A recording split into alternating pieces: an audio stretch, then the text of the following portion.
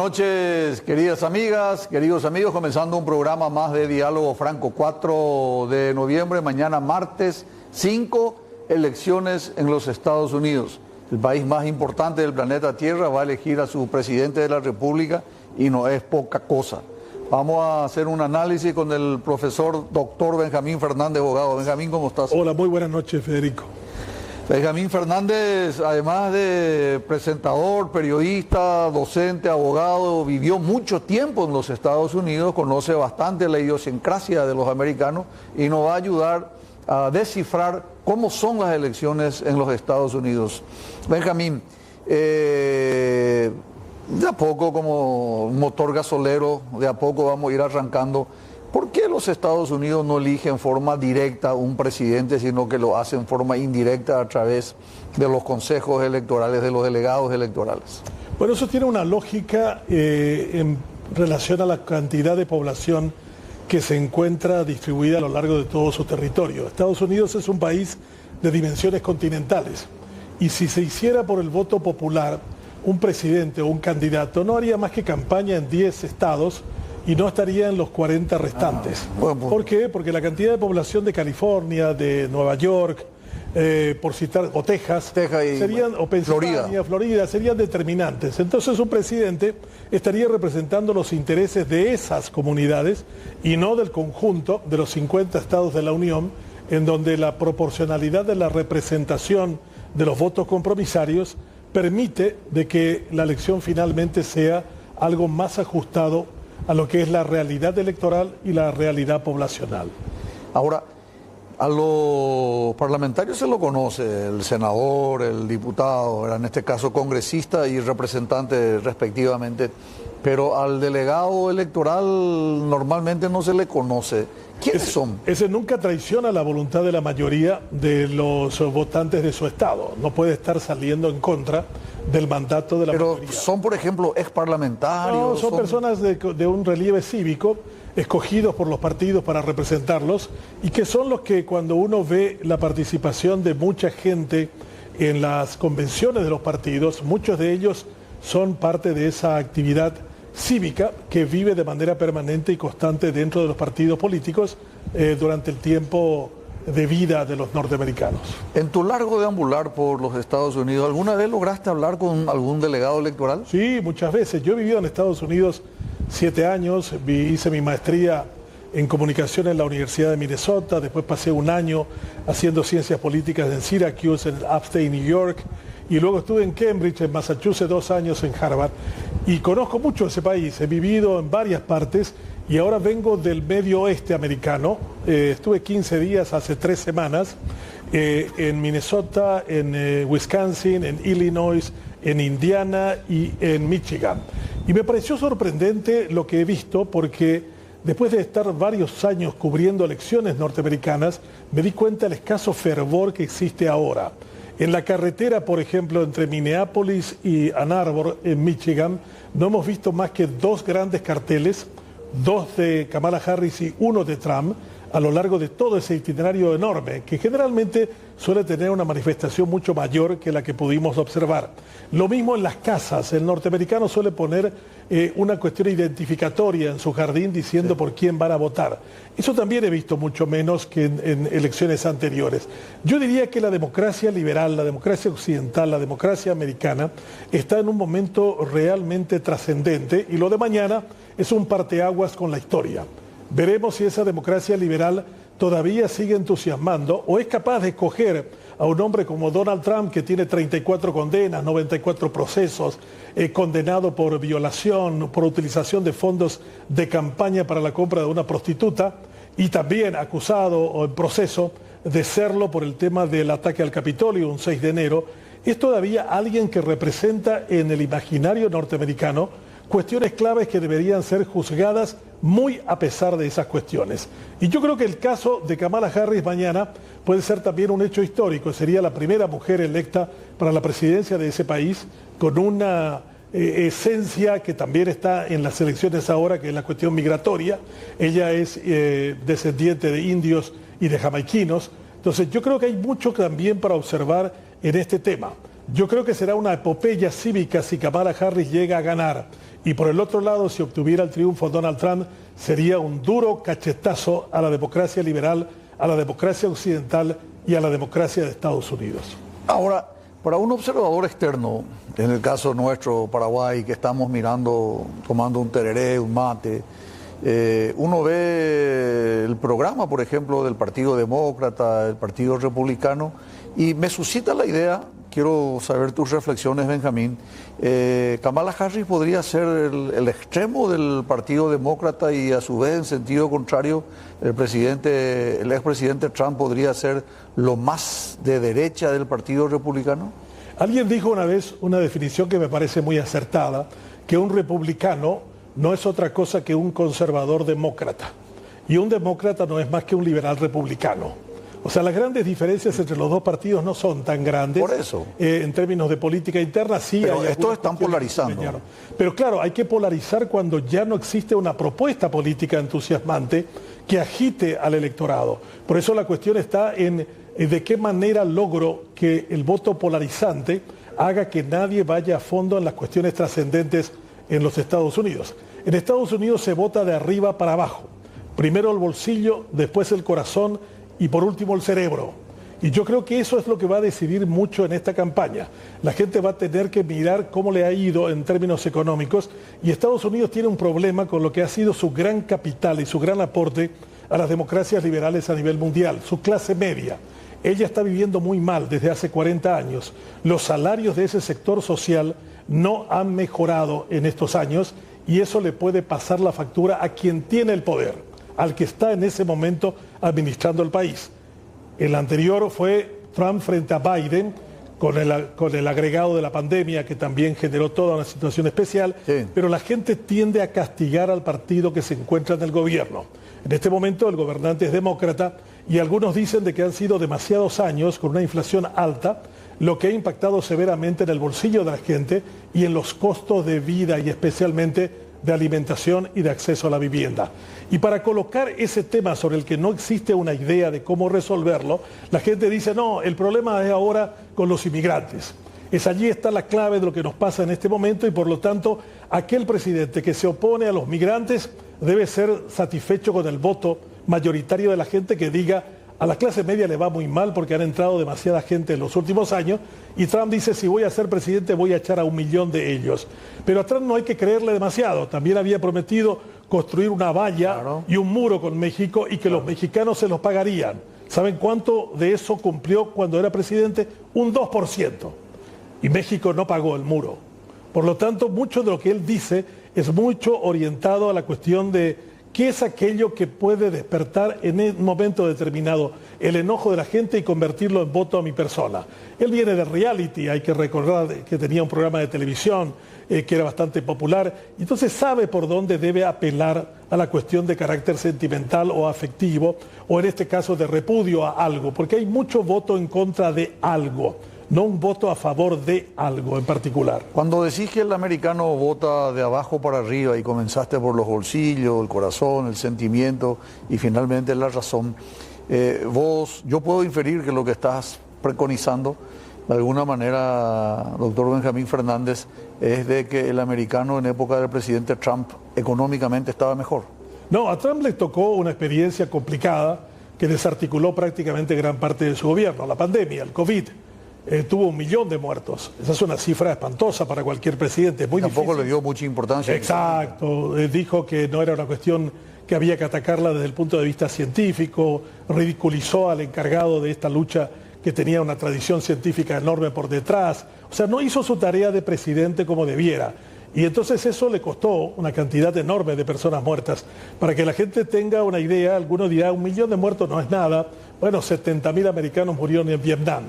Y es una cifra todavía muy recordada por ellos de manera reiterada y constante cuando se trata de invasiones a otros países o presencia militar de ellos en forma de tropas. Yo creo que en el caso de Trump, lo que algunos dicen es esto que está ocurriendo no me gusta y qué tal si vuelvo a insistir con a pesar de todo lo que él en términos de personalidad particular proyecta como característica de lo que podría ser su presidencia y si podría o no resolver los grandes problemas norteamericanos. El problema norteamericano es mucho más complejo que eso. Cuando dice, por ejemplo, que va a recortar la participación americana en el Atlántico Norte, en la OTAN, diciendo pongan más plata ustedes si quieren ustedes que yo les resuelva problemas de carácter de seguridad, no está diciendo toda la verdad. En realidad, el participar de esa tarea de defensa es muy lucrativo como proyecto nacional también de Estados Unidos, que tiene más de 60 millones de norteamericanos trabajando en ese complejo industrial militar del que hablaba Eisenhower y que representa gran parte de la economía de ese país. Entonces yo creo que a Trump no hay que creerle todo lo que dice, ya nos demostró que habla mucho más allá de lo que realmente quiere hacer, y cuando se trata de llevar adelante proyectos de carácter internacional, generalmente queda en deuda con sus adherentes, que en realidad lo que quieren es vivir mejor adentro. El presidente, Kamala Harris, actual vicepresidente, viene de reemplazar, creo que a partir del 21 de julio, el actual presidente Joe Biden. ¿Cómo le va a significar al ciudadano americano en general esa transición relativamente traumática que se dio entre ambos por el estado mental, por la capacidad cognitiva del actual presidente? La edad de Biden ya le pasó la factura en varias oportunidades. Creo que retrasó mucho la renuncia de su candidatura. Quizás podríamos ver a una Kamala con más posibilidades de enfrentar a Trump con éxito. No digo que vaya a perder mañana, pero digo con las mayores posibilidades de lo que dicen las encuestas en la actualidad, si hubiera hecho campaña con mayor antelación. Una de las pocas explicaciones que yo creo que va a terminar confirmando una derrota de Kamala si acontece, es que entró tarde a la carrera presidencial. Fue un error de Biden, tendría que haber hecho ese paso al costado mucho más antes de lo que realmente hizo. Pero a juzgar por el trabajo de Kamala Harris en términos de campaña, yo diría que ha sido un éxito, porque el mejor rival para Trump era Biden. El haberse aparecido en el camino y cruzadole ese enfrente a Kamala Harris le ha puesto en una situación absolutamente distinta a la que tenía, y su campaña paró casi 3 semanas hasta que más o menos entendió contra quién y de qué manera tenía que enfrentarla. Finalmente, en esta primera parte, este primer bloque, son 50 estados. Sí. Como bien dijiste, hay estados que son súper poblados, como el caso de California, Texas, Florida, Nueva York, que tienen el mayor número de delegados electorales. Sin embargo, hay algunos estados que se le llaman bisagra, péndulo, que están cambiando. Son 7 estados. ¿De ellos depende el nuevo presidente de los Estados Unidos? Yo diría que depende todo de un estado. Quien gane Pensilvania gana la presidencia norteamericana. Porque Pensilvania tiene mayor cantidad de votos compromisarios, por un lado, y por el otro lado también refleja mucho el microcosmos americano. Pensilvania es un estado grandioso que tuvo una ciudad que fue el ícono del desarrollo industrial norteamericano. De allí son los ricos de Carnegie, que eran los reyes del acero. Pittsburgh. Y también tiene una ciudad compleja, variopinta, Filadelfia, que realmente también refleja mucho de ese carácter, ¿no? Y entonces también tiene ciudades que yo creo que son importantes de ser miradas en un contexto más amplio y reflejan mucho de Estados Unidos.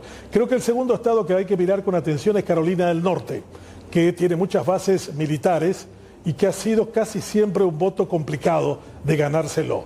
Después queda Georgia, queda Michigan, que están enojados muchos de ellos porque el mayor colectivo musulmán, de origen musulmán, vive en Michigan. Michigan tuvo una ciudad que fue también la referencia del modelo de desarrollo industrial con los automóviles, que es Detroit, la capital del automóvil, con las 3 grandes empresas radicadas en ese sitio. Y yo diría en un tercer y último lugar, Wisconsin, cuya capital es Milwaukee, que tiene también mucha presencia migrante, especialmente alemana y algo de escandinava, pero que también ha significado mucho del carácter y el particular modo en que conciben la política. Tienen una universidad en Madison, que es una universidad muy de izquierda en muchas de sus manifestaciones, pero también tiene un colectivo rural que es importante y que no se ha visto favorecido por las últimas políticas de los presidentes. Eso me llamó la atención. Yo conozco mucho Minnesota y estuve en Minneapolis y estuve en Saint Paul y en el interior. Y generalmente el personaje de Minnesota siempre ha votado demócrata. La única vez en que un presidente republicano ganó en 49 estados, en el único que perdió fue en Minnesota, frente al candidato que era Walter Mondale, aquel que fue vicepresidente de Jimmy Carter. Y ahora tiene un gobernador, Tim Walz, que es el compañero de fórmula de la señora que ganó Kamala Harris, Reagan, ¿verdad? y que, exacto, esa vez ganó Reagan, pero esta vez yo creo que, bueno, Minnesota seguirá siendo demócrata, pero considero que es muy importante para mañana observar cómo van las elecciones y los números en Pensilvania. Creo que quien gana Pensilvania, reitero, gana las elecciones de mañana. Me permití un pequeño corte, Benjamín, vendemos, regresamos inmediatamente luego de estos consejos comerciales. Aquí en Diálogo Franco estamos con el doctor Benjamín Fernández, abogado. Estamos hablando mañana, martes 5, se define quién va a ser el presidente de los Estados Unidos. Donald Trump, expresidente, Kamala Harris, actual vicepresidente, sea quien fuera, el presidente de los Estados Unidos tiene que tomar decisiones muy importantes en un periodo corto de tiempo. Ya habló el doctor Benjamín Fernández del problema migratorio, el problema económico, la reactivación, el buen pasar de los ciudadanos, en particular de la clase media, pero hay otros problemas grandes que tienen a nivel internacional. Vamos a tratar de disecar con el doctor Benjamín Fernández a ver cómo puede variar la decisión con uno u otro presidente de la República. Por ejemplo, comenzamos en el caso de Ucrania, las relaciones entre Ucrania y Rusia, ¿cómo puede variar si es uno u otro el presidente? Bueno, Trump presume de tener una amistad y un trato de mejor negociador directo con Putin. Lo ha dicho más de una vez y ha dicho de que si él llegara a subir, la guerra se detendría. Yo creo que la guerra está a un punto de detención para cualquiera. Hay varios kilómetros de territorio ruso ocupado por las tropas ucranianas. Hay una fuerte presencia y reacción rusa ante esa situación de la que ellos son los que determinaron el inicio de esta guerra, pero también hay un agotamiento de los reservistas rusos. Ya nadie quiere ir a pelear. Necesitan más o menos unos 30.000 reclutas dispuestos a morir cada mes. Y por eso han cerrado un acuerdo con los norcoreanos. Y por primera vez, y esto es complicado, se nota a los norcoreanos, soldados norcoreanos peleando por Rusia en el territorio de la disputa de los ucranianos. Estos son los que le reemplazan a los famosos Wagner, que eran los mercenarios. Exacto. Yo creo que en ese sentido es una cuestión complicada porque Corea del Norte es una potencia nuclear, bastante conflictiva también. El presidente Trump se reunió con el nieto del fundador de esa dictadura cerrada y oprobiosa que es la de Corea del Norte. Lo hizo en Singapur en una oportunidad, pero tampoco ha sacado a relucir nada trascendente fuera de eso. Yo no creo que cambie mucho la lucha. Kim Jong-un es más pro China, Rusia. Claro, China es el avalador de Corea del Norte, eso con toda certeza. Pero lo que quiero decir es que no vamos a ver necesariamente el fin del conflicto porque gane Trump. Yo creo que si gana Kamala Harris, las posibilidades de acabar ese largo conflicto desgastante, especialmente para los rusos que creyeron que eso sería un paseo, que en un par de semanas caía Kiev, la capital, y caía otras grandes ciudades, pero sin embargo no ocurrió eso. Ocupó parte del Donbass, destruyó gran parte de la población, de los territorios ocupados en Ucrania, ciudades completas, Mariupol es una de ellas, pero no ha demostrado de que tenga esa capacidad militar que fuera determinante en pocos meses. Estados Unidos no puede abandonar Ucrania en este momento y creo que no lo hará ni con Trump y menos aún con Kamala Harris. Lo que buscarán cualquiera de los dos es una definición de ese conflicto en un corto plazo y que esa va a ser para ellos una especie de triunfo y desapego de la posibilidad de extender el conflicto a otras naciones en el mundo europeo. Y eso también hay que explicar. El argumento de Rusia de no querer tener a la OTAN en Ucrania fue lo que determinó, según Putin, el hecho de una agresión de ese tipo. Pero yo siempre digo, hay 3 repúblicas bálticas que están más cerca de Moscú que lo que está Kiev. Pero sin embargo no atacó a ninguna de ellas, a Latvia, a Lituania y a Estonia. ¿Por qué? Porque los 3 son países integrantes de la OTAN. Quiere decir que la OTAN sirvió para detener la posibilidad de atacar a estas 3 repúblicas o cargarse a Polonia, que juega un rol preponderante de detente a la presencia soviética y rusa en ese territorio. Es cierto. Ahora, el tema de Israel y sus conflictos, primero con lo que están actualmente en la zona de Palestina, ahora con Siria, Libia, y se suma Irán, el conflicto de Israel en Medio Oriente. Intentó por todos los medios convertir eso en una base electoral. Blinken, que el secretario de Estado, que es judío, intentó en varias oportunidades conversar con Netanyahu y tratar de convencerle a que haya un parate en el ataque a Hezbollah en el Líbano, a la destrucción completa casi de Gaza, pero sin embargo no lo logró. Yo creo que Estados Unidos, que es el principal aportante militar en términos económicos a Israel, para que la gente se dé cuenta, la cantidad de recursos que la Unión Soviética aportó a Cuba durante casi 30 años fueron 5.000 millones de dólares. Esa es la misma cantidad que Estados Unidos viene aportando a Israel desde el punto de vista de ayuda militar desde hace más de 40 años. Yo creo que esa alianza no se va a romper. Lo que va a procurar, yo creo que el mundo demócrata en este momento, el mundo de Kamala Harris y de Biden, es poner fin a este conflicto y que no tenga un costo todavía mucho mayor en algo que después pueda propagarse y pueda todavía inestabilizar la región mucho más de lo que existe ahora. Cuando la prensa le aborda al presidencial de Donald Trump y le dice cuál es su prioridad, dice en primer lugar China, en segundo lugar China y en tercer lugar China.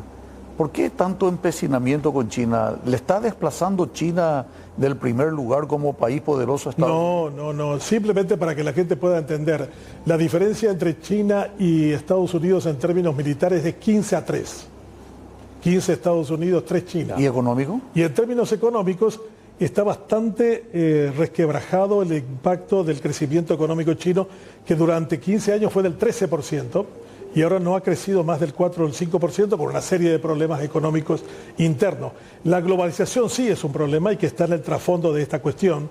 Aquello que surgió como un fenómeno irremediable para todos los países del mundo a finales de los 90, hoy es el problema. Y hay un retorno a los nacionalismos, a la cuestión hacia adentro de los países, y no es percibido el elemento globalizador que hizo de la China una potencia. China es una potencia comercial globalizante. Entonces, cada vez que uno ve la posibilidad de un conflicto, tendría que mirarse no desde la clásica concepción militarista, violenta. No, China es una potencia económica que mira las cosas con un pragmatismo enorme. Ahora, por ejemplo, la gente dice la posibilidad de un conflicto con Taiwán. Jamás, creo yo, China invadirá o atacará a Taiwán. Por una cuestión muy simple.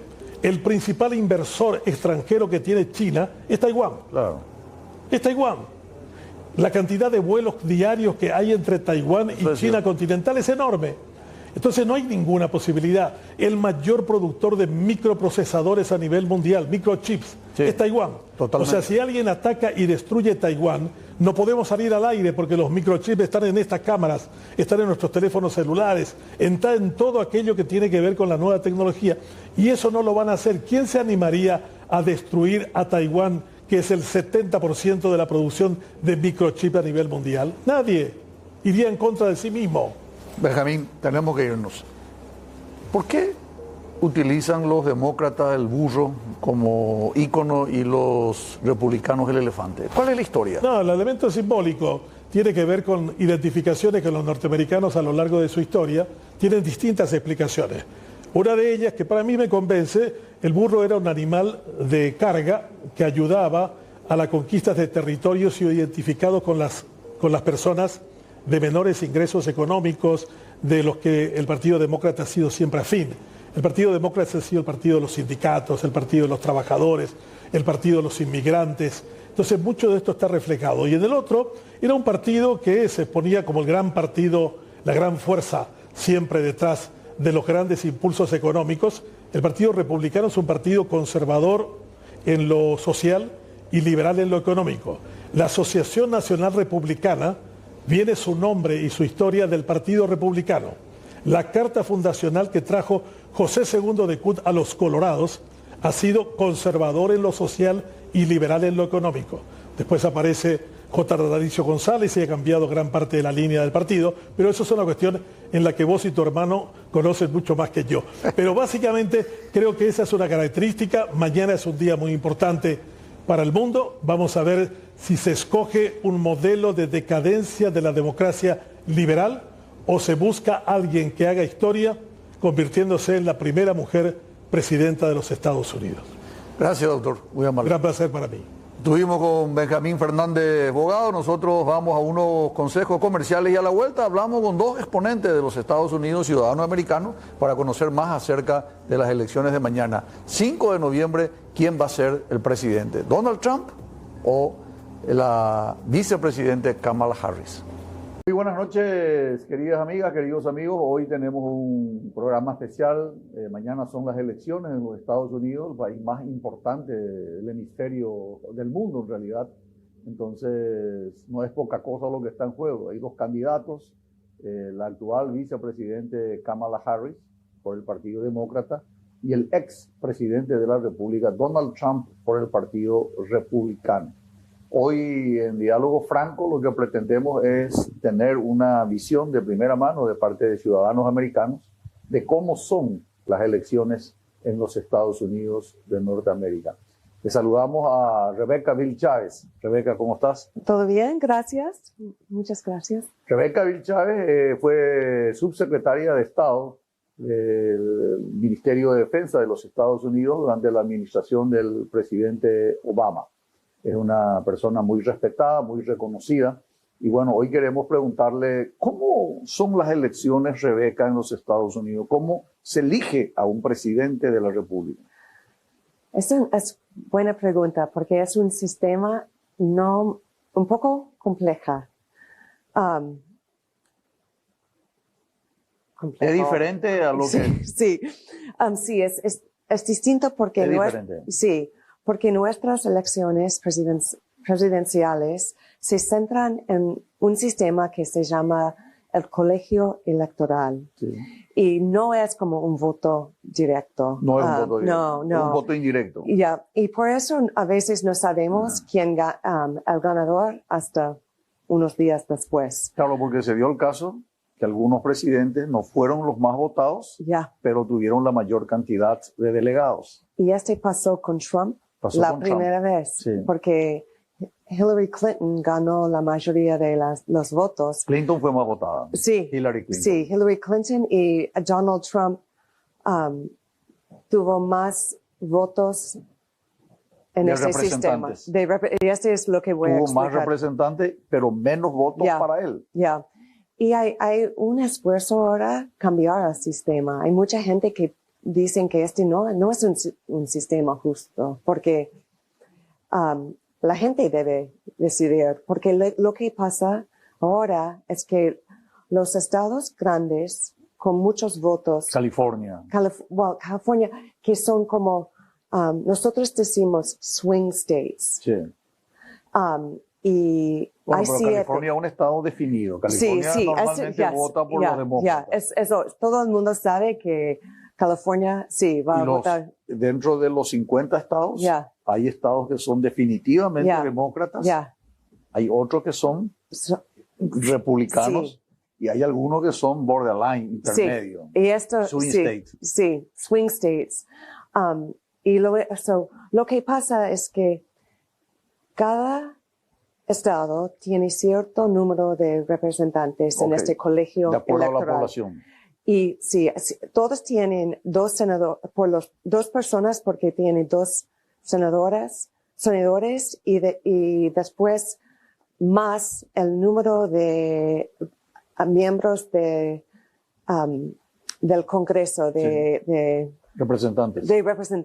Okay. Y por eso si hay más gente, correcto, el Estado tiene más votantes. Pero hay 7 este año y son Georgia, Arizona, Michigan, Pennsylvania, Nevada, ese es 5, North Carolina y Wisconsin. So, 7 estados. Sí, y estos son los estados que van a decidir quién sería el próximo presidente. Yes. Y por eso, cuando se viaja a Pennsylvania en este momento, todo el mundo, las dos campañas están allí en full. Claro. Pero, por ejemplo, yo vivo en Washington, D.C. y todo el mundo sabe que vamos a votar por Kamala. Y entonces los candidatos no tienen que prestar atención. Y nosotros no somos parte del debate. California no es parte. Florida. No hace falta. Yeah. Porque están definidos. Sí, está definido. Y por eso, la persona que recibe 270 votos, porque hay 538 miembros del colegio. Yes. So el número mágico es 270. Yes. Ese es el número mágico. Se llega a 270 y al llegar a 270 ahí ese gana las elecciones. Yes. Y por eso estamos viendo, por ejemplo, en Pennsylvania hay una diferencia de menos de un porcentaje. En Pensilvania fue donde se le hirió al presidente Trump. Ya. Ahí fue. Y sí, pero ahora parece que a lo mejor van a votar Kamala Harris. Van a votar Pero Kamala Harris. no sabemos. No, ese es un misterio que se va a develar seguramente mañana. Mañana vamos a ver exactamente quién ganó las elecciones. Martes 5 de noviembre es la fecha clave para elegir. Sí. Ahora, hay una pregunta que me gustaría avanzar contigo de acuerdo a tu experiencia, el hecho de haber estado mucho tiempo en la administración del presidente Obama, indudablemente te da mucha solvencia, mucha capacidad. ¿Cómo le afecta a un latino un gobierno demócrata o un gobierno republicano? ¿Qué puede esperar el ciudadano americano de México para abajo? No el americano como ustedes le conocen, el latinoamericano para diferenciar. ¿Qué puede esperar de un nuevo gobierno? Sí. Well, es una buena pregunta. Una cosa que me da mucha tristeza es que en esta campaña no hablan mucho de la política hacia América Latina. No se habla mucho. No, menos cuando tiene que ver con la inmigración. Okay. Porque este es un tema que muy importante por los votantes. Pero yo creo que tenemos unos signos de los dos candidatos. Yo creo que durante la administración de Obama, América Latina nunca es una prioridad como debe ser. No. Otro. Pero yo creo que durante esta administración de Biden, cuando yo viajo por la región, mucha gente dice que no vemos los Estados Unidos, vemos los chinos. ¿Dónde están los Estados Unidos? Por eso yo espero que la próxima presidenta, el próximo presidente, da más prioridad en la región. Y tiene que enfocar en cosas, no solo en inmigración, no solo drogas. Necesitan tener una política, necesitan construir confianza con la región, necesitan mostrar que cuando nosotros hacemos compromisos, ¿cómo se dice esto? Rebeca, nosotros podríamos decir que América Latina es hoy el patio de atrás, el patio trasero de Estados Unidos. No es importante como lo es Europa, como lo es Asia. La verdad, si digo la verdad, sí. No. Este es un programa diálogo franco. Así Sí, la verdad es que no. No es la prioridad. Y creo que había mucha esperanza que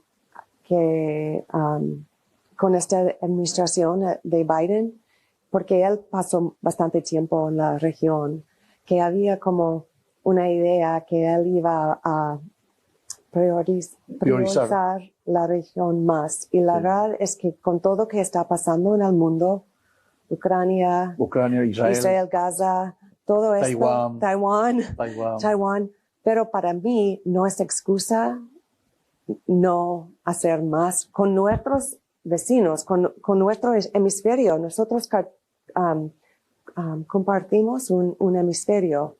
Ahora, mañana, martes 5 de noviembre, el ciudadano americano se levanta y va a votar desde temprano. Votan no mucho. Según la estadística, votan entre 35, menos 20, entre 20 y 35% de los ciudadanos americanos votan. ¿Por qué? el ciudadano americano no tiene esa responsabilidad civil y no acude en masa a votar? Me da pena este porcentaje. No me di cuenta que es tan Es muy bajo. Porque yo pensaba, este es muy bajo. Sí, ¿Es verdad? Sí. Wow. Yo creo que hay una apatía, pero me da pena en esta elección, porque esta es una elección tan importante. Rebeca, escúchame. ¿Por qué eligen un día martes? La gente puede dejar de ir a trabajar, porque yo pienso, acá en Paraguay, hacer una elección un día laborable, es seguro que nadie va a ir a votar.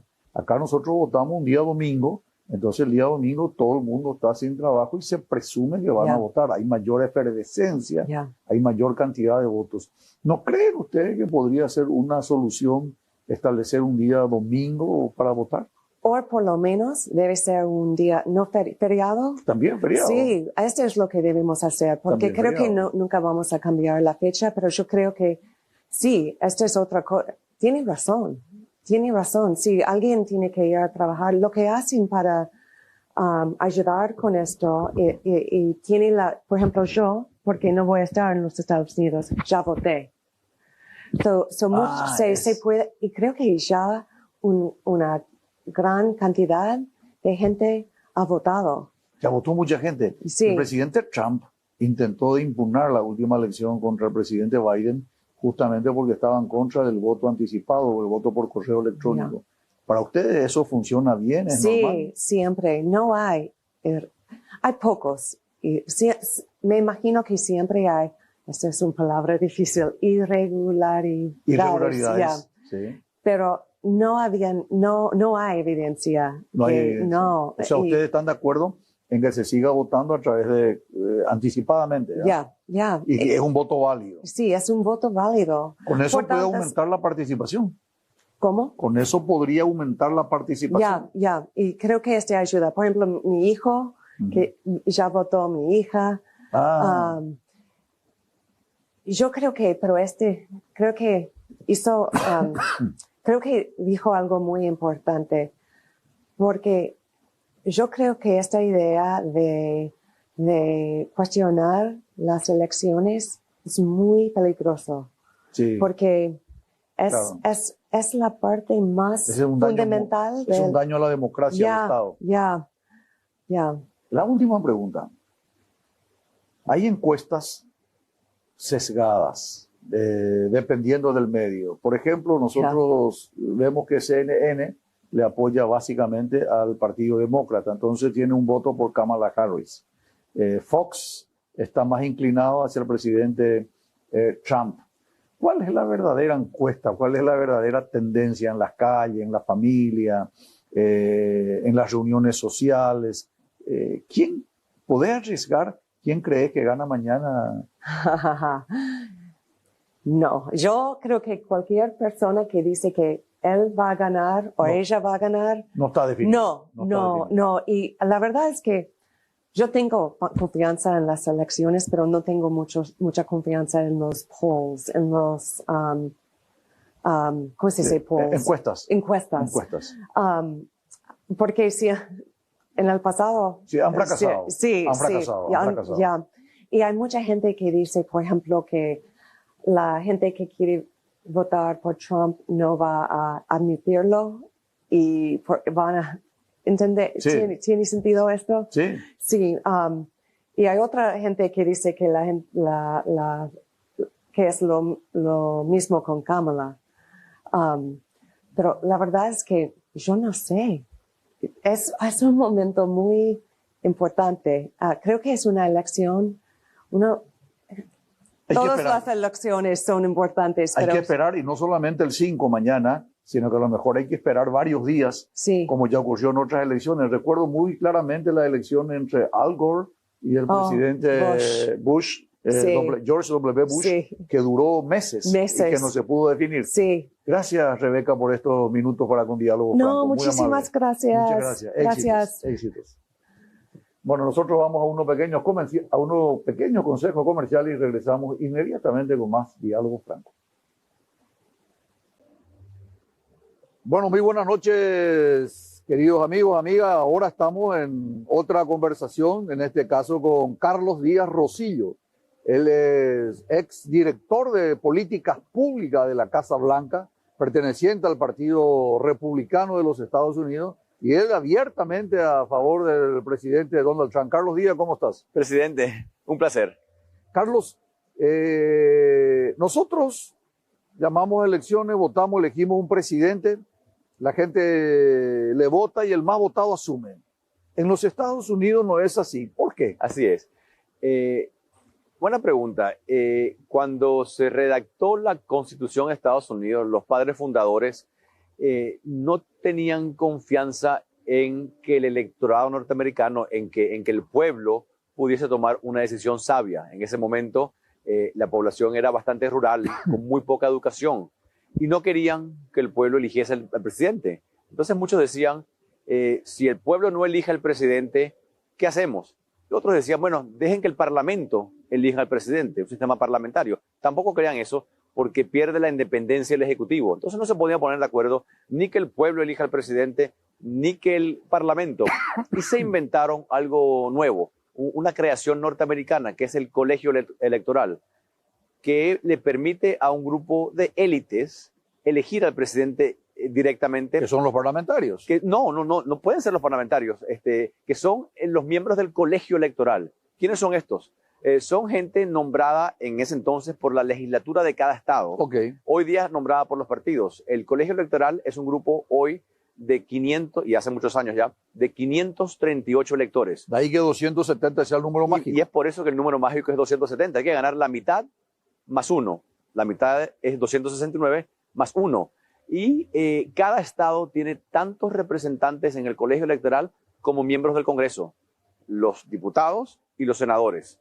No pueden ser ni los diputados ni los senadores, es el número solamente. Si un estado tiene 3 diputados y 2 senadores, son 5 votos electorales. Entonces, cuando uno va a votar, mañana es el día de las elecciones en Estados Unidos, aunque ya casi la mitad del electorado ha votado de manera anticipada, por correo o en persona, pero mañana cuando la gente va a votar, va a haber nombres como Donald Trump. Yo voto en Florida, y en Florida hay 7 candidatos a presidente. ¿Vos votás Donald Trump? Yo voy a votar por Donald Trump, sí. En la Florida hay 7 candidatos a presidentes. En otros estados hay diferentes números porque los requisitos para ir a la boleta son diferentes de estado a estado. Pero yo voy a ver a 7 nombres. Yo voy a poner Donald Trump.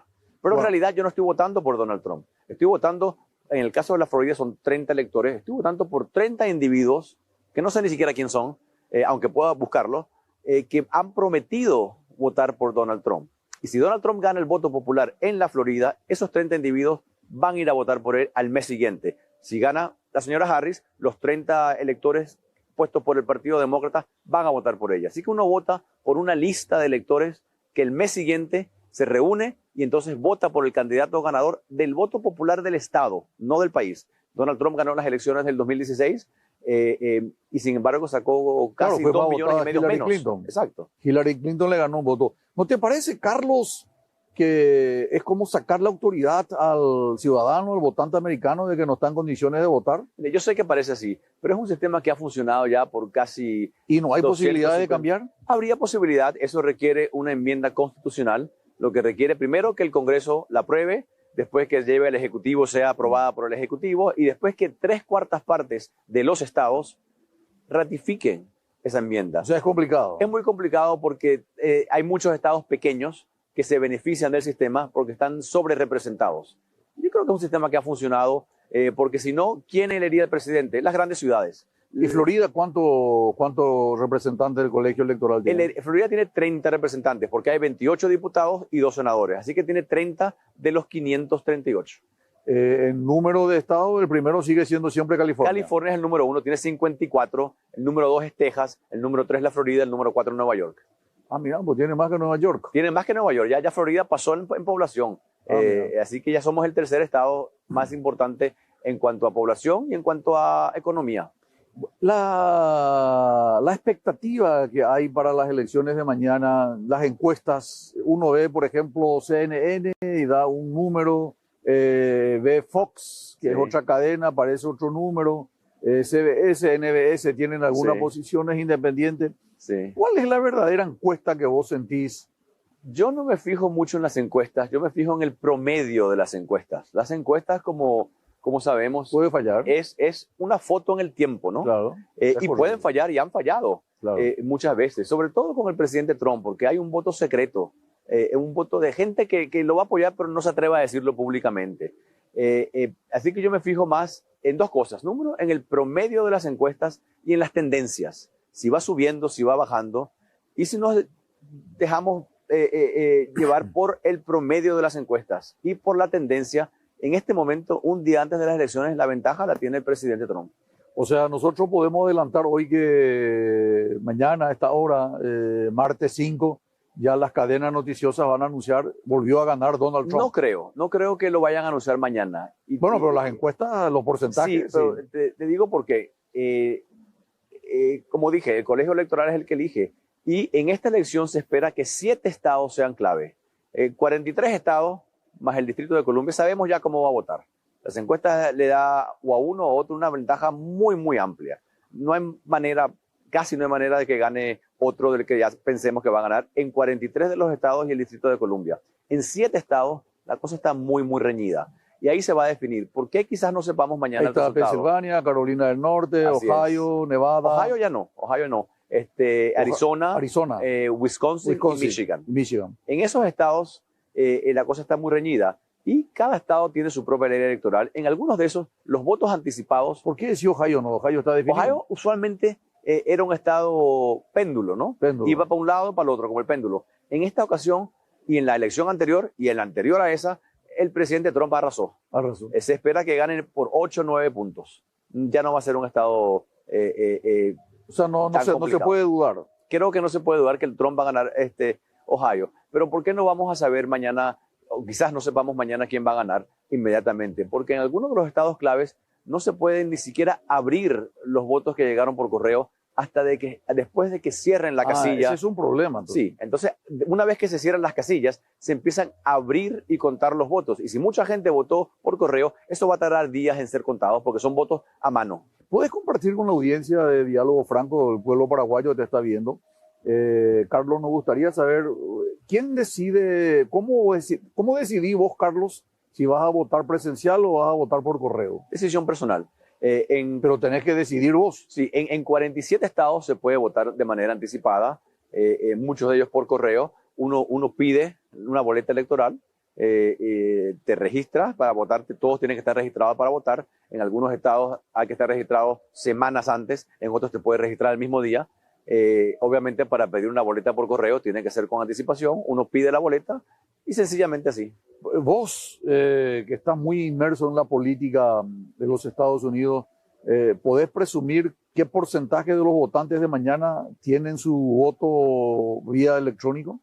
Electrónico no, es por correo. Se puede votar electrónicamente cuando uno vive en otro país. Hay pocas excepciones de voto electrónico. Si me expresé mal, me rectifico. El voto por correo electrónico. Sí, se espera, y no vamos a saber hasta mañana, se espera que aproximadamente la mitad del electorado ya haya votado. La mitad ya. La mitad, por correo o en persona. En Pero muchos eso estados, nadie puede saber. Podemos saber el número, lo que no sabemos es por quién se votó. Claro, eso. En algunos estados tú puedes votar anticipadamente en persona. Tú vas a votar, a veces tenemos 3, 4 semanas de votación, ya no es un día de elección. Se dice que mañana es el día de la elección, no. Ya llevamos mes y medio de elección. Por eso. Muy interesante. Sí. Esa es una experiencia. En pocos países se hace eso. Yo creo que en el caso de Estados Unidos ¿En Europa se facilita, no lo sé la verdad, en el caso de Estados Unidos se facilita porque a diferencia de los países latinoamericanos y de muchos de los europeos, en Estados Unidos se vota un día hábil, se vota un martes. ¿Por qué eso? Porque eso hace que la gente no participe. Sí, y por eso para que participe más le dan a veces semanas, depende del estado, para que pueda votar. Es un tema, el Congreso decidió que se votase el primer martes después del primer lunes de noviembre cada 4 años. El primer martes después del primer lunes de noviembre de cada 4 años. Pero eso está arreglado por la Constitución para que pueda asumir en enero.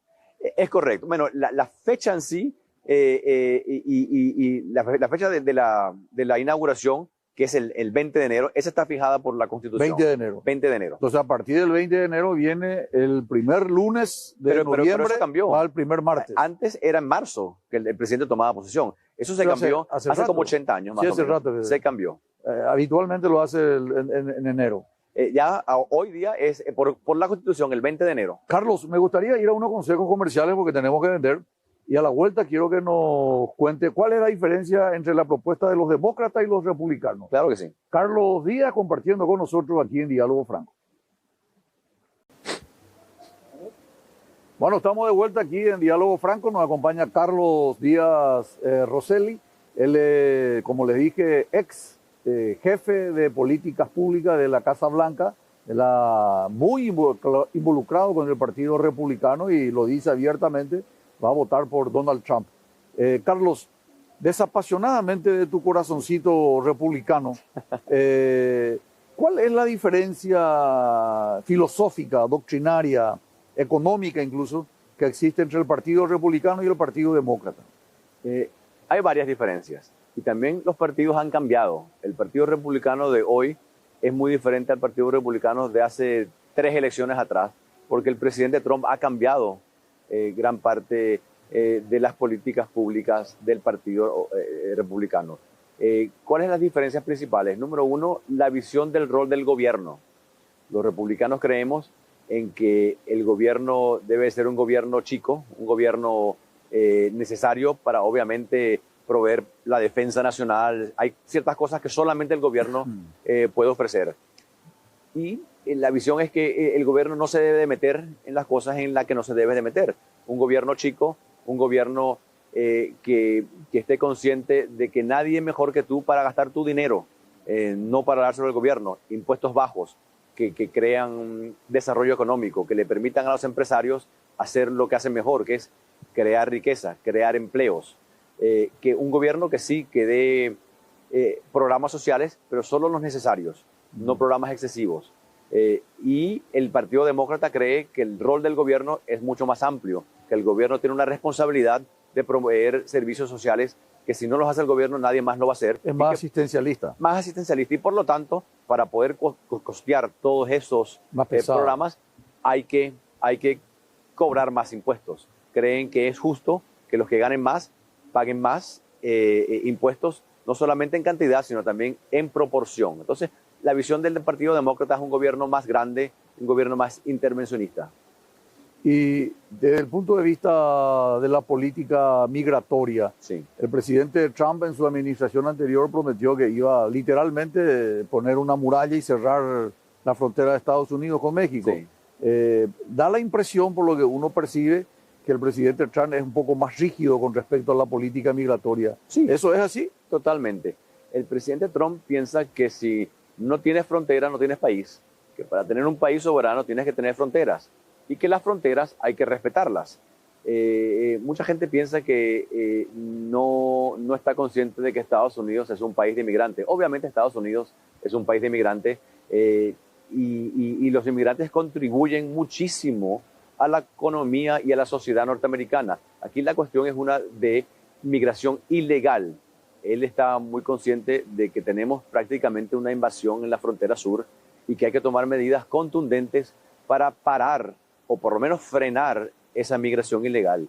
Y no es algo que es solamente teórico, es algo que lo puso en práctica. Cuando él llegó a la Casa Blanca, él implementó una serie de medidas, de actos ejecutivos y también, ni siquiera con actos, con la retórica, con un mensaje muy claro de que si van a venir a Estados Unidos tienen que venir de manera legal, no ilegal. Esa es una postura mucho más de control operativo de la frontera. Es una regulación de la migración, entonces. Una regulación de la migración, es exactamente lo que es.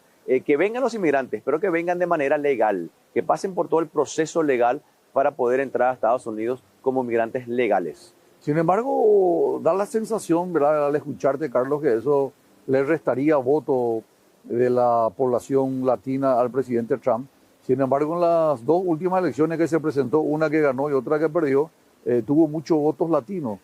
¿Cómo Sí. se explica de que los latinos que residen en Estados Unidos voten al proyecto republicano? Muy sencillo. Y no solamente recibió muchos votos en las campañas anteriores. En esta elección se espera que voten más latinos por él que en las elecciones anteriores.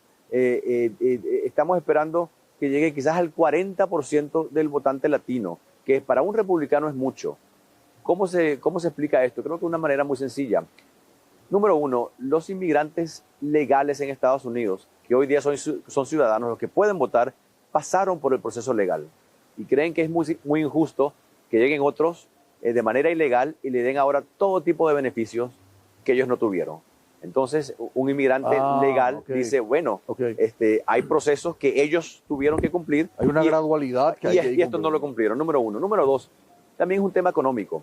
Los latinos que vienen, o los inmigrantes en general, no todos son latinos, aunque la mayoría sí lo son, los inmigrantes que vienen de manera ilegal, muchas veces le quitan los trabajos a los inmigrantes legales. ¿Sí? Indiscutiblemente la mano de obra inmigrante es muy importante, pero los trabajos que hacen la mayoría, no todos, pero la mayoría de los inmigrantes ilegales son trabajos que usualmente harían migrantes legales. Entonces ven también que es un problema económico porque le están quitando los trabajos.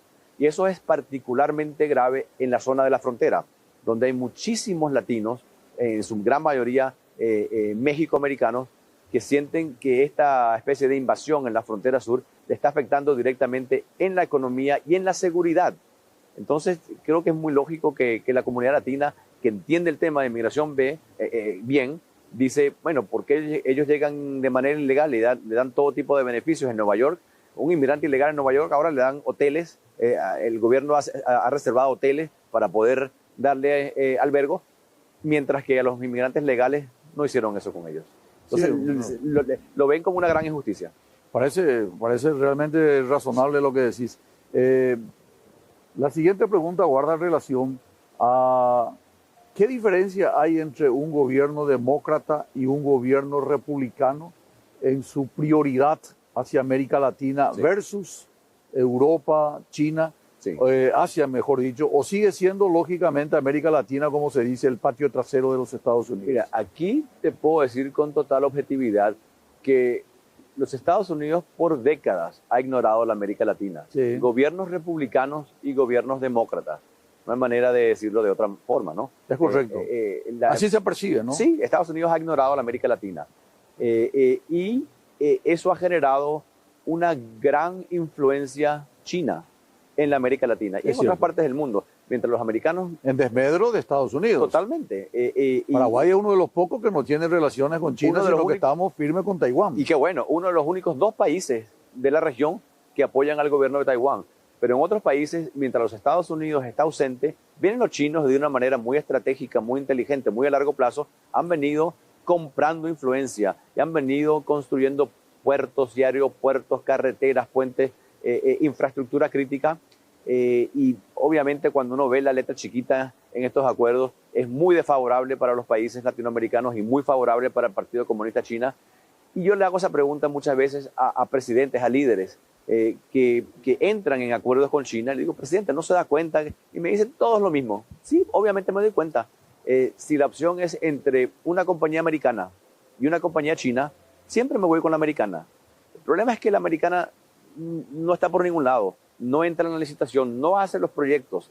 Entonces, la China es la única opción. Entonces, si es entre una compañía americana o china, voy con la americana. Pero si es entre una compañía china que me hace el proyecto o no hago el proyecto, prefiero hacer el proyecto. Y los presidentes, como usted sabe bien, están ahí por corto tiempo, sea 4 años, sea 5 años, 6 años, si están todo el periodo. Entonces tienen una visión mucho más a corto plazo y hasta que los Estados Unidos no diga presente y tome la América Latina con la fuerza y con la seriedad que se merece, creo que los chinos van a seguir llegando con mucha más influencia de la que ya tienen. Carlos, esa voluntad que estás expresando de que el gobierno de los Estados Unidos se acerque más a América Latina, me parece muy plausible. ¿Quién se acercaría más a América Latina? ¿La administración Trump o la administración de la candidata a vicepresidente Kamala Harris? Yo creo que sin duda alguna la administración Trump, y te digo por qué. Para el presidente Trump, el tema número 1 en la política exterior de Estados Unidos, sin duda alguna va a ser China. Y el tema número 2 y el tema número 3. China va a estar en el centro de la atención de la política exterior de Estados Unidos. Es su contendiente más fuerte ahora. Correcto. Y por lo tanto, hay una gran oportunidad para que la América Latina se presente como una opción mucho más viable para Estados Unidos. ¿Por qué? Porque obviamente sabemos que si no lo hacen los americanos, lo van a hacer los chinos. Entonces, para tratar de frenar este avance chino, la América Latina va a tener que tomar un protagonismo mucho más importante. Yo creo que ahí esta oportunidad de lo que se llama el nearshoring, que es este esfuerzo de traer a las empresas que por décadas se fueron a China, traerlas idealmente a Estados Unidos, pero por la mano de obra, por una cantidad de temas regulatorios y burocráticos es muy complicado, pero que por lo menos se vengan a la región. Entonces hay una gran oportunidad que los presidentes y los gobiernos latinoamericanos tienen que aprovechar. ¿Y qué se puede hacer? ¿Qué necesita Estados Unidos para el nearshoring, para atraer al inversionista americano, para que venga a invertir? No, ya de América Latina, si me refiero concretamente a Paraguay. Yo te diría, ¿qué deben hacer los gobiernos latinoamericanos? Porque el gobierno americano ya quiere traer a esas empresas. Obviamente tenemos un sistema capitalista de libre mercado, el gobierno no puede obligar a una empresa a irse a un lado a otro, pero sí puede dar incentivos. Claro. Entonces yo creo que lo primero es eso, dar incentivos para que las empresas se regresen de China y se vengan al vecindario. Pero aquí la clave creo es qué pueden hacer los gobiernos latinoamericanos para aprovecharse de esa oportunidad. La inversión no va a llegar a Latinoamérica solo porque sí. ¿Quién ha sido el mayor beneficiario del nearshoring? Uno se imaginaría que México, otros países no. Ha sido Vietnam, ha sido Camboya, países que le han dado a las empresas una cantidad de prebendas, de beneficios. Pero eso no es near, eso es far. Exacto, no se han aprovechado de esa oportunidad de traerse aquí. Y, por ejemplo, el gobierno de México, que sería la opción más lógica por la cercanía geográfica, por supuesto, se ha beneficiado del nearshoring, pero no al máximo. ¿Por qué? Porque la política del presidente López Obrador en el tema del nearshoring ha sido verdaderamente desastrosa. No hay una política coherente. Les ha ido relativamente bien, no gracias a la política de López Obrador, sino a pesar de sus políticas, porque algunos gobernadores, sobre todo en el norte, la han hecho bastante bien. Pero ahí hay muchísimas oportunidades. Hay países que lo han hecho bien. República Dominicana, Costa Rica, tienen política de Estado para atraer inversión extranjera, sobre todo aprovechándose del nearshoring. Yo creo que en el caso de Paraguay tienen una oportunidad única. ¿Por qué? Número uno, lo que mencioné, el tema de China, ¿no? Es uno de 2 países latinoamericanos que apoya al gobierno de Taiwán y lo que lo reconoce como el gobierno legítimo y que ha decidido... El único de Sudamérica. Exacto. Y que el único. Y que ha decidido cambiar su embajada en Israel a Jerusalén. 2 cosas que desde el punto de vista americano son importantes. Es un país que ha demostrado ya por 35 años de democracia una gran estabilidad política y macroeconómica y social. Un país muy estable, en donde las políticas actuales del presidente Peña han vendido al país muy bien, han demostrado que es un gran destino de inversión. Ahora, ¿qué falta? Al empresario norteamericano que está dispuesto a invertir en la América Latina, ¿qué busca? No necesariamente busca que un presidente o un gobierno te garantice que tu empresa va a tener éxito. Eso no lo puedes garantizar. Pero sí puedes garantizar seguridad jurídica. Seguridad jurídica. Seguridad física. Esos son 2 temas imprescindibles. Ahí se puede trabajar en eso, en la seguridad jurídica, en la seguridad física. Y también en el tema de la infraestructura. Que si vas a poner un call center, por ejemplo, tengas la energía necesaria. Paraguay es líder en producción de energía limpia, ¿no? Verde. Sobra energía. Es importante tener eso. Paraguay lo tiene. Entonces tienes que darle también beneficios fiscales para atraerlo, porque Paraguay está compitiendo con otros países de la región. No es solamente... Sí, claro. No es solamente... Hay que seducir. Hay que seducirlo. Hay que seducir en el buen sentido. La competencia no es Cuba ni Nicaragua. Claro. La competencia es Chile, y es República Dominicana, y es Costa Rica, y hay que seducirlo. Y Uruguay. Y Uruguay, por supuesto. Carlos, tocaste un tema que me parece importante abordar, conociendo tu densa formación internacional. La posición de Estados Unidos, sea quien fuera el presidente electo, respecto, por ejemplo, a Israel y su problema que tiene con Palestina, sí, y también la situación que se da entre Ucrania y Rusia. Así es. ¿Puede cambiar la política exterior de acuerdo a quién sea el ganador? Totalmente. Si bien la política de Estado no es solamente la que define el presidente, el Congreso también tiene un rol importante, el presidente en realidad es el más importante en definir la política exterior. Claro, establece su secretario de Estado. Y la política exterior de Estados Unidos es lo que diga el presidente. Claro. Entonces el presidente Trump, si gana las elecciones, puede cambiar muchas cosas en cuanto a política exterior. Puede cambiar muy poco él solo en la política interna. Tiene que trabajar con el Congreso. Puede cambiar muy poco él solo en la política económica. Necesita el Congreso. Pero en la política exterior puede cambiar mucho. Yo creo que en el caso de Ucrania, por ejemplo, él, con un par de llamadas empieza a resolver esto. ¿Cómo? Llamando a Zelensky, llamando a Putin y que los pone a negociar.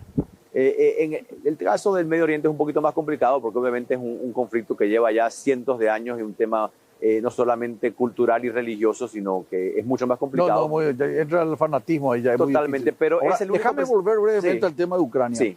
Da la sensación que el presidente Trump siempre tuvo un mayor acercamiento a Rusia, en particular a Putin, a Vladimir Putin. ¿Esa situación puede hacer que cambie la situación entre...? Mira, esa es la percepción. Pero no es real. No es real. Cuando el presidente Trump ganó las elecciones, inmediatamente los demócratas dijeron que colaboró con los rusos, que había todo tipo de acuerdos. El Congreso norteamericano y un fiscal independiente, después de gastarse millones y millones de dólares. Incluso tuvieron participación en la elección que tuvo Trump contra Hillary Clinton, se le acusó. Bueno, esa. Decían que se le acusó de haber colaborado con los rusos. Todo eso no se demostró nada. Se investigó, el Congreso lo investigó, un fiscal independiente lo investigó, y después de millones de dólares de investigación no encontraron absolutamente nada. Y no encontraron nada porque no hubo ningún tipo de acuerdo. En resumen, porque quiero tocar el tema de después de Israel-Palestina, desde tu punto de vista, el presidente Trump, de resultar electo, no va a cambiar la situación respecto a Ucrania. No, yo creo que sí la cambiaría, pero no porque tiene una predilección por Putin. Él dice que hay que llevarse bien con el líder del país que tiene el arsenal nuclear más importante del mundo, que es Rusia. Tiene una relación cordial con el presidente Putin. ¿Qué es lo que haría él? Llamaría al presidente Putin y le diría algo así como: si no negocias la paz, voy a empezar a apoyar a Ucrania con más fuerza. Y llama a Zelensky y le dice a Zelensky: si no negocias la paz, te voy a quitar la ayuda. Y los va a poner a los dos a negociar, a ver cómo se soluciona eso. Creo que eso lo haría de una manera muy práctica, porque la única manera de que esto termine es que ambas partes se sienten y empiecen a negociar. Un típico pensamiento y una típica expresión yanqui es la tuya. Me parece muy pragmático lo tuyo. Y Trump es muy pragmático, es un hombre extraordinariamente pragmático.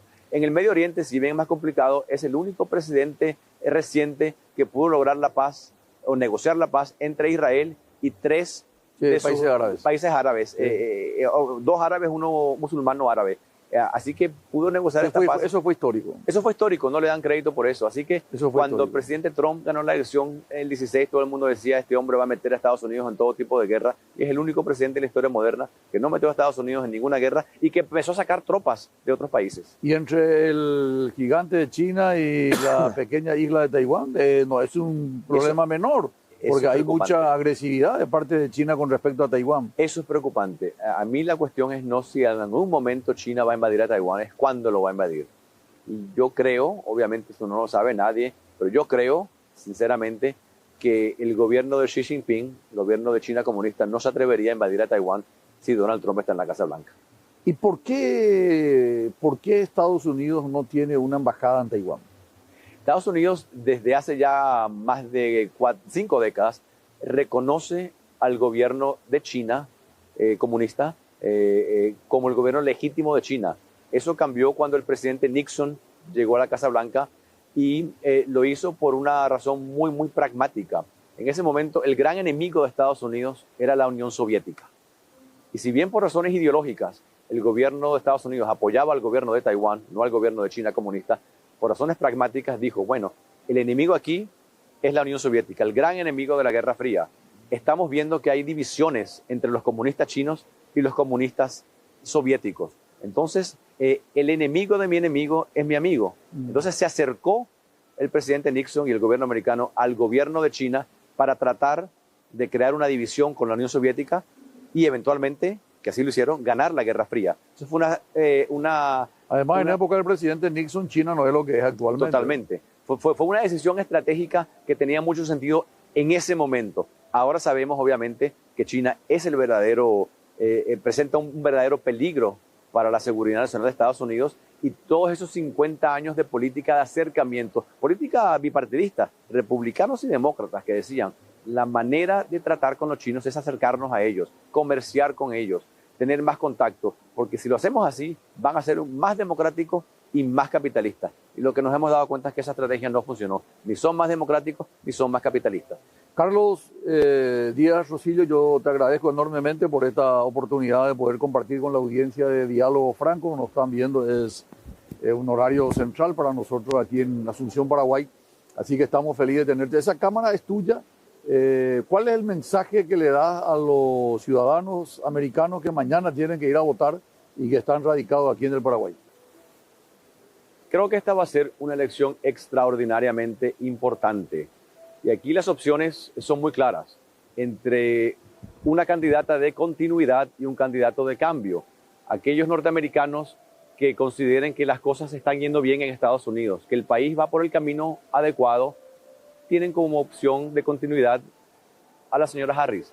Aquellos que por el contrario piensen que el país no va por el camino adecuado, que hay que cambiar, que estaba mejor hace 4 años, la opción es muy obvia, es el presidente Trump.